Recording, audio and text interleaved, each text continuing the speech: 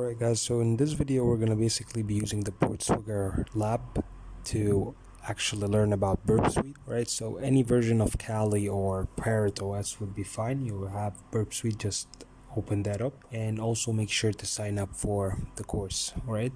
So when you hit that lab, you're going to find out that there is this file pass traversal simple case. And how you can pass that, basically check out the web developer tools. We can do it with the web developer tools or with the Burp Suite community edition. We're going to check out the network requests, and as you can see over here, the image is making an image request basically from the server side, and it's asking for the file name 70.jpg. so let's try and change that value, for example, in the URL. So as you can see, it's just returning the file directly. So let's try and change this into the file name of the password, which they hinted basically in the Burp Suite lab, by the way. So as you can see, we cannot display it from the URL over here, so we need to actually check out the request. But there is a 200 status request, which means that there has been a back-end request, but the response does not bring anything as well as the header. Okay, so we can actually view the page source and check this out, or actually we can also solve this using Burp Suite. So I'm just gonna fire up Burp Suite, the community edition. And so again, we can just create a new project just to simplify everything. So just hit OK for now, go into your proxy tab, open up the browser, and again, as I mentioned, intercept when it's on. It's basically not going to load the web page correctly, it's just going to get the requests.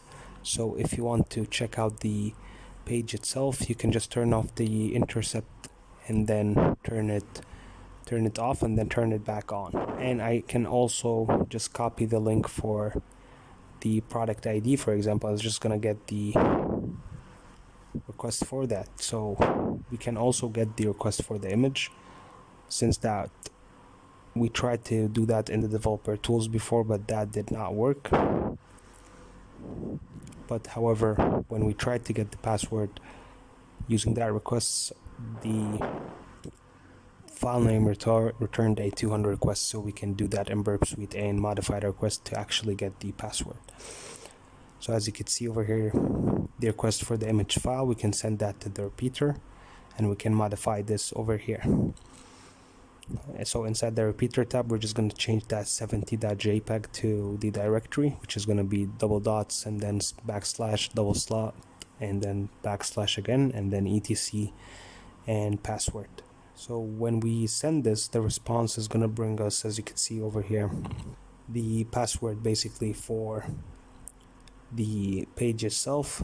So as you can see, it's just bringing us actual data about the users of the website that Burp Suite has made for pen testing. So we can send that again, and actually